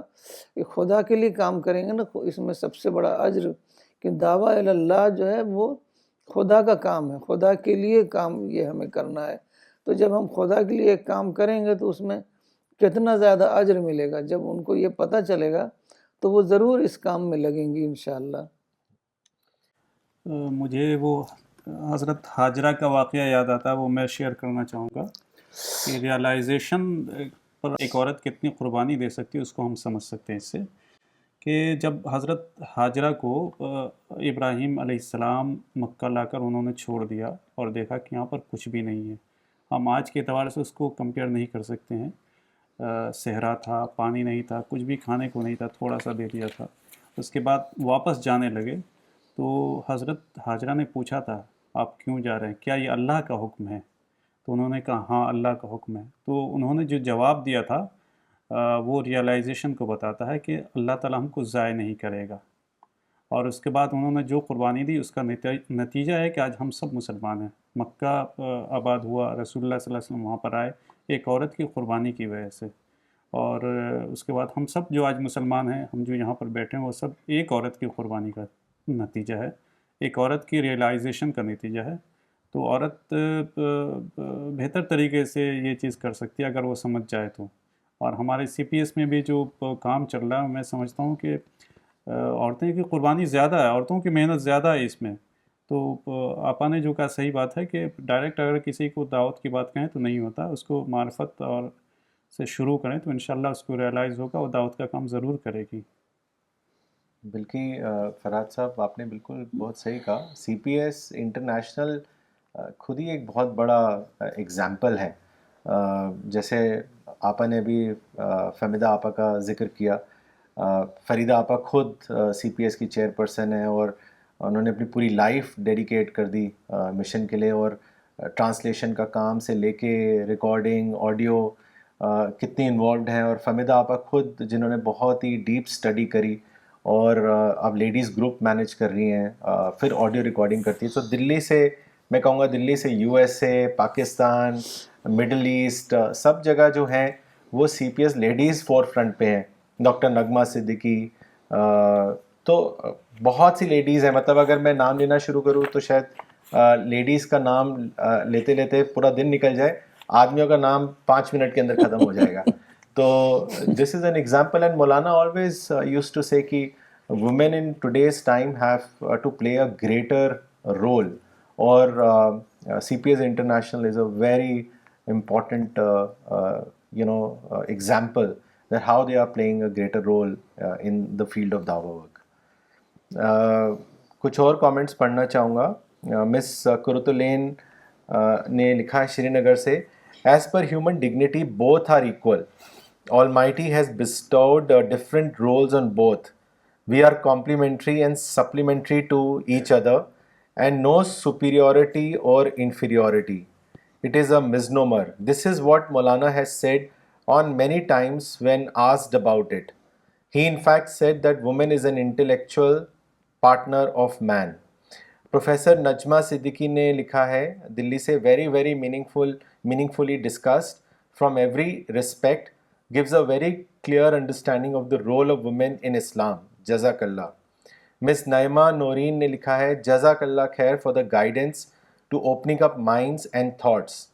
ڈاکٹر ثانیہ سنین صاحب جو اس وقت دبئی سے پروگرام کو دیکھ رہے ہیں, انہوں نے لکھا ہے آپا has pointed out a very crucial point that today Muslims are mainly following fiqh-based Islam, which is not much applicable in today's time. Therefore, today we have to derive Islam directly from the Quran and Hadith. Fiqh is not so relevant today, and it is the main reason that Muslims are following ritualistic, form-based and spiritless Islam. مولانا عبدالسلام عمری صاحب نے دلی سے لکھا ہے آج کے talk میں یہ بات کھل کر سامنے آئی کہ عورت مرد کے لیے انٹلیکچوئل پارٹنر ہے. یہ عین قرآن و سنت کا کانسیپٹ ہے. عجیب بات ہے کہ مسلمز اس کانسیپٹ سے نا آشنا ہیں. آپا اگلا سوال دلی سے بھیجا ہے مس فاطمہ نے. انہوں نے آپ سے پوچھا ہے why in Islam two witness of women is considered as one. کیونکہ بہت سے لوگ اس کو اس معنی میں لیتے ہیں کہ عورت جو ہے وہ انفیریئر ہے, کہ 2 عورتوں کا وٹنس ایک مرد کے برابر ہے.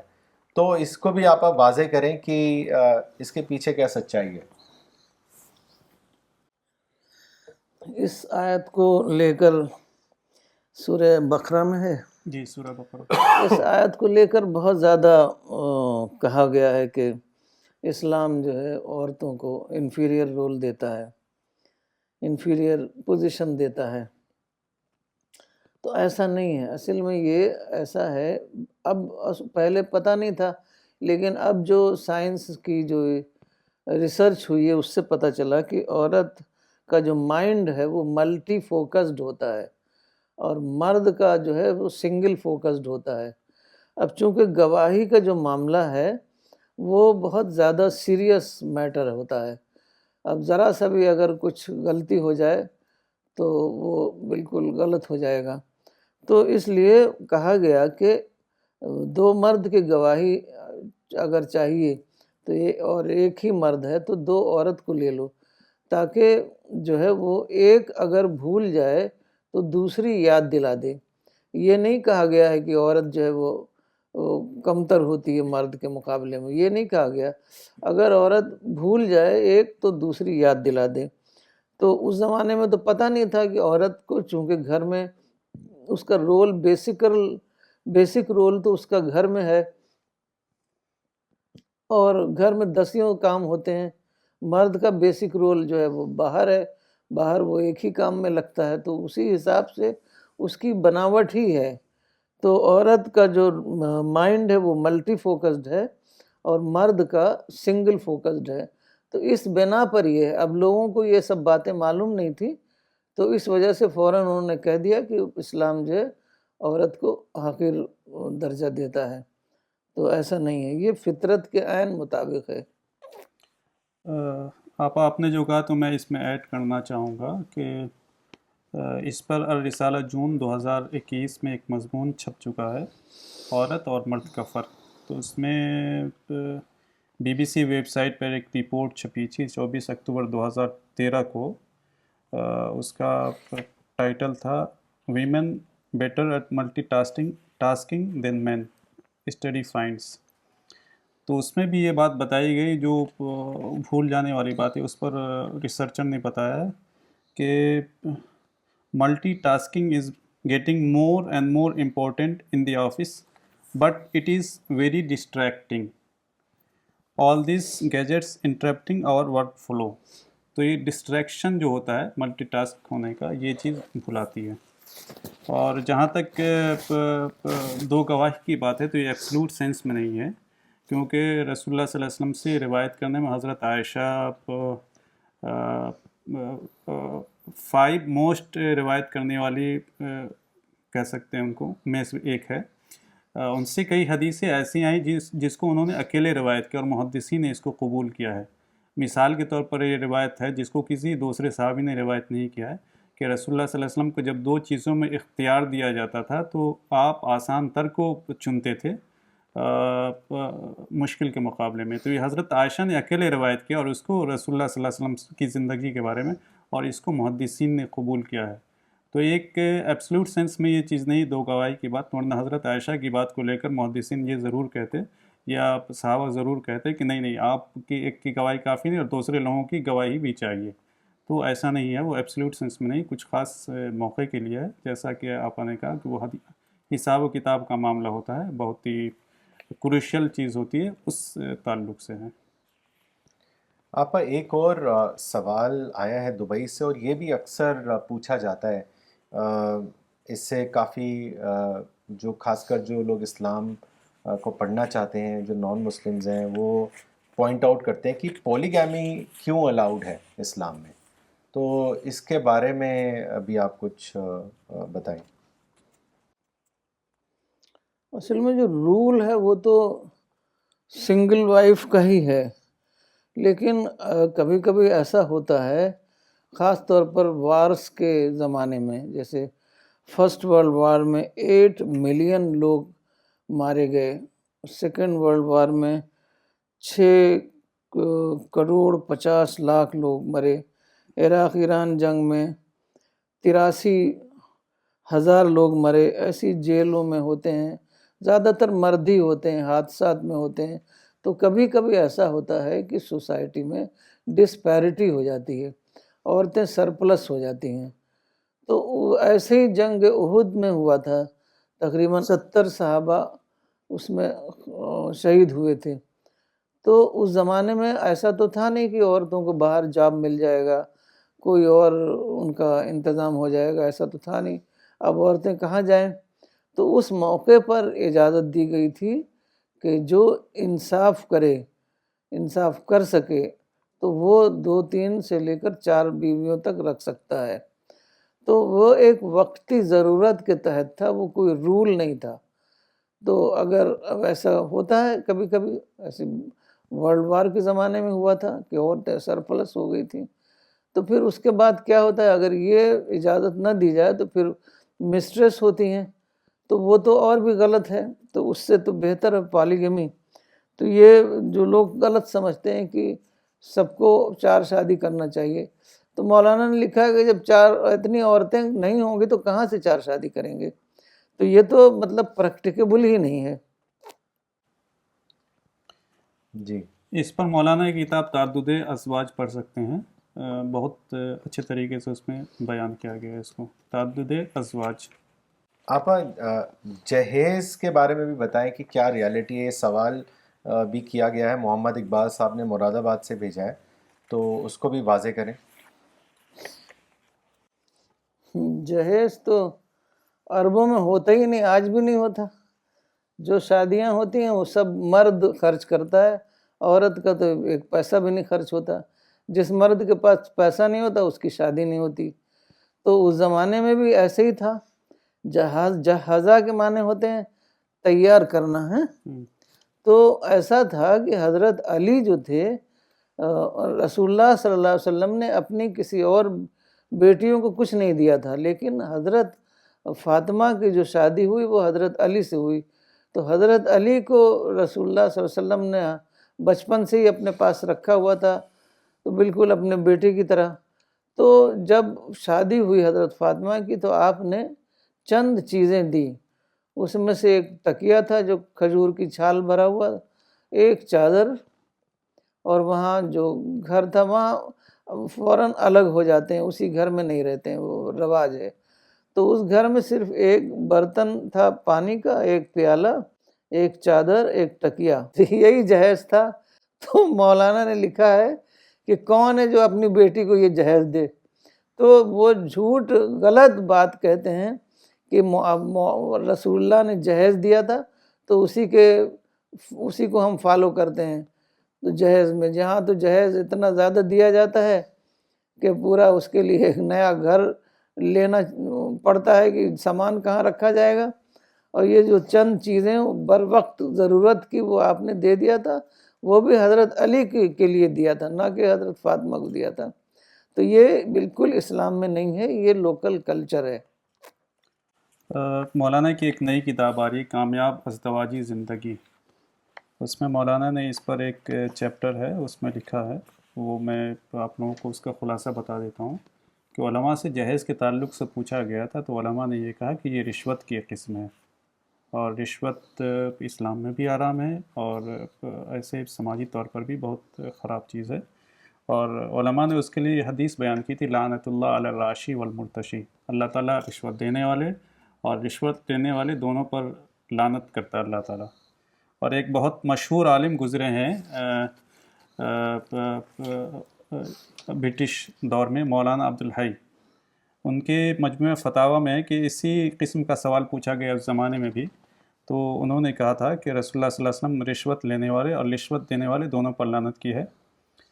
عورت کا سرپرست نکاح سے پہلے جو کچھ لے وہ بھی رشوت ہے، خواہ مطالبہ کر کے لے یا شوہر اس وجہ سے دے کہ اس کے بغیر عورت کا سرپرست نکاح پر راضی نہ تھا۔ تو اس زمانے میں الٹا ہوتا تھا کہ عورت کا سرپرست لیتا تھا تو اس کو رشوت کا، آج کے زمانے میں مرد یا اس کا سرپرست لیتا تو وہ بھی کیا ہے، وہ چیز بھی حرام ہے، یہ بالکل بھی جائز نہیں ہے۔ اسلام میں کہا گیا ہے کہ برکت والا نکاح وہ ہے جو سادگی والا ہو، سمپلیسٹی والا ہو۔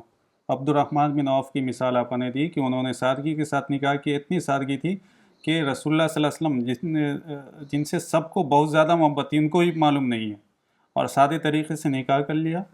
خرچ کے نام پر بس اتنا ہے کہ مہر دینا ہے، ولیمہ کچھ کر لینا ہے، آپ سادگی کے ساتھ کیجئے، بس یہی اسلام کے مطابق ہے۔ باقی جو چیزیں جو فضول خرچی کی جاتی ہیں وہ بالکل بھی صحیح نہیں ہے، جہیز بھی بالکل حرام ہے، رشوت ہے۔ اچھا، یہ جہیز اس لیے اور چل گیا کیونکہ وراثت میں حصہ دیا نہیں جاتا تھا، ایگریکلچر کا زمانہ تھا۔ اب اگر ایگریکلچر میں وراثت دی جائے تو ان کی زمین، ان کا جائیداد، ان کا کھیت باغ نکل جائے گا، اور وہ اس کو بالکل ہی انٹیکٹ رکھنا چاہتے تھے۔ تو اب لڑکی کو اس میں سے حصہ نہ دینے کی وجہ سے اس کو جہیز دیتے تھے۔ پھر وہ جہیز جو ہے اس کا سلسلہ جو ہے وہ چل پڑا، کیونکہ یہاں لوکل کلچر بھی یہی تھا جہیز کا۔ تو اس طریقے سے مسلمانوں نے، اور زیادہ تر تو کنورٹ ہی تھے، انہوں نے اس کلچر کو اپنا لیا۔ اب اس کو سمجھتے ہیں کہ یہ اسلام ہے، اس کو اسلام سے جسٹیفائی کرتے ہیں، تو کہ رسول اللہ نے بھی جہیز دیا تھا۔ تو یہ بہت ہی زیادہ یہ سرکشی کی بات ہے، اس میں کوئی بھی اسلامی اصول کے مطابق یہ نہیں ہے۔ مس فہمیدہ خان نے فیض آباد سے لکھا ہے کہ آپا آپ اس زمانے میں عورتوں کے لیے رول ماڈل ہیں، اس کے لیے میں اللہ کے بہت شکر ادا کرتی ہوں۔ آپا یہ ایک سوال بنگلور سے ریاض ملک صاحب نے بھیجا ہے، انہوں نے لکھا ہے کہ is it true that women have been created out of the rib of a man? What is your comment on this? تفسیروں میں ہے کہ عورتیں جو ہیں وہ آدم کی پسلی سے پیدا کی گئی ہیں۔ اصل میں ایسا نہیں ہے، حدیث میں جو آیا ہے پسلی، وہ اس لیے آیا ہے کہ عورتیں بہت نازک ہوتی ہیں، ان کو بہت ہی جنٹلی ان کے ساتھ بیہیویئر ہونا چاہیے، ورنہ وہ ٹوٹ جائیں گی۔ تو اس نازک ہونے کی وجہ سے، کہ جیسے جب عورتیں اس پر چلتی تھیں اونٹ کی سواری پر، تو اگر زور سے اونٹ چلے تو بہت ہلتا ہے، تو رسول اللہ صلی اللہ علیہ وسلم نے کہتے تھے کہ اس کو وہ آہستہ آہستہ چلو، رفقم بالقواریر، کہ یہ شیشے کی مانند ہے، زیادہ تیز چلو گے تو ان کو تکلیف ہوگی۔ تو اس معنی میں تھا. لیکن چونکہ بائبل میں ہے کہ حضرت آدم کو اللہ نے پہلے پیدا کیا، اس کے بعد ان کو گہری نیند دلائی اور پھر ایک پسلی نکالی اور اس سے عورت کو بنایا. تو وہ بائبل میں تھا. تو جب لوگ تفسیر کرنے لگے تو بائبل سے انہوں نے وہ پارٹ لے کر اس کو اب شامل کر لیا. تو بہت ساری چیزیں جو ہمارے تفسیروں میں تو شامل ہو گئی ہیں وہ بائبل کی روایات ہیں، وہ جوش ٹریڈیشن کی روایات ہیں. تو اس طریقے سے وہ اسلام سے اس کا کوئی تعلق نہیں ہے. اسلام میں یہ ہے کہ اللہ تعالیٰ نے وہی اسپیشیز وہی ہے. تو وہ جو ہے کہ اللہ تعالیٰ نے ایک ہی اسپیشیز سے عورت اور مرد کو پیدا کیا. جیسے کہ جن جو ہیں وہ آگ سے پیدا کیے گئے تھے، انسان مٹی سے پیدا کیا گیا. تو اگر الگ الگ اسپیشیز ہوتی تو دونوں میں وہ مطابقت نہ ہوتی، دونوں میں وہ کمپیٹیبلٹی نہ ہوتی. تو اس وجہ سے اللہ تعالیٰ نے ایک ہی جنس سے پیدا کیا. تو وہ روایت جو ہے نا وہ غلط آ گئی ہے، وہ دوسری روایت سے انہوں نے لے لیا ہے، اس لیے ایسا ہے. یہاں پر اس روایت کو میں اور کلیئر اس کو میں پڑھتا ہوں. وہ روایت جو آئی ہے کہ عورتوں کو ٹیڑھی پسلی سے پیدا کیا، وہ اصل میں جو راوی ہوتے ہیں وہ اپنے اپنے حساب سے الفاظ اختیار کرتے ہیں، اس کا نتیجہ ہے. کیونکہ بعض روایتوں میں اس تعلق سے آیا انما مثل المرأة کالضلع، کہ عورتوں کی مثال پسلی کی مانند ہے، یعنی ٹیڑھی ہے. ایسا نہیں کہ اس سے پیدا کی کہ اس کی ٹیڑھی ہے. تو اس پر مولانا نے لکھا اس کا مطلب یہ نہیں کہ وہ پسلی سے پیدا کی گئی، اس کا مطلب یہ کہ بہت جذباتی ہوتی ہے، ایموشن ان کے اندر زیادہ ہوتا ہے. آگے لکھا ہو کہ اگر تم اس سے فائدہ اٹھاؤ گے، حدیث میں ہے کہ اگر تم اس سے فائدہ اٹھاؤ گے تو اس سے فائدہ اٹھا سکتے ہو، اور اس کے اندر ٹیر ہے. ٹیر کا مطلب جذباتی رہے گی، اس کے باوجود اس کے جذبات سے ایڈجسٹ کرتے ہوئے آپ اس سے فائدہ اٹھا سکتے ہیں. یہ مطلب ہے اس کا. ٹیر کا مطلب یہاں پر جذباتی ہونا ہے، کہ عورتیں کے اندر جذبہ ایموشن زیادہ ہوتا ہے، اس کو رہتے ہوئے آپ کو کر سکتے ہیں، کیونکہ فطری طور پر وہ چیز ہے. آپ چاہیں کہ اس کا ایموشن ختم ہو جائے تو بالکل ختم نہیں کر سکتے. آپ اس کے اندر ایموشن کو رکھتے ہوئے اس کو ایڈجسٹ کرتے ہوئے آپ اس سے فائدہ اٹھا سکتے ہیں. یہ مطلب ہے اس حدیث کا، نہ یہ کہ اس سے پیدا کی گئی ہے. وہ جذبات جو ہے نا وہ ایک وہ پلس پوائنٹ ہے. اگر یہ جذبات نہ ہوں تو عورت اتنا زیادہ کسی کاز میں اپنے آپ کو ڈیووٹ نہیں کر سکتی. ایک دم دن رات جو سب خود ہمارے سی پی ایس میں عورتوں نے اپنے آپ کو ڈیووٹ کر رکھا ہے. اگر وہ یہ جذبات کا صحیح ڈائیورژن ہے تو اس جذبات کو ہم کو صحیح گائیڈنس کرنا ہے، صحیح طریقے سے اس کو ڈائیورژن تلاش کرنا ہے. تو جذبات غلط نہیں ہیں، وہ اللہ تعالیٰ نے کوئی چیز بھی ایسی نہیں پیدا کی ہے اللہ تعالیٰ نے جس کا صرف مائنس ہی مائنس ہو، پلس نہ ہو. تو اس کا بہت بڑا یہ پلس پوائنٹ ہے. Okay, so with this, we will end today's session. One last announcement to all the women viewers: if you want to join the CPS ladies group, then do write to us on info@cpsglobal.org. Please mention detailing about yourself, your city name and your contact number, and our lady volunteers will get in touch with you. So we'll resume the next week class at the same time, 10:30 a.m. Thank you.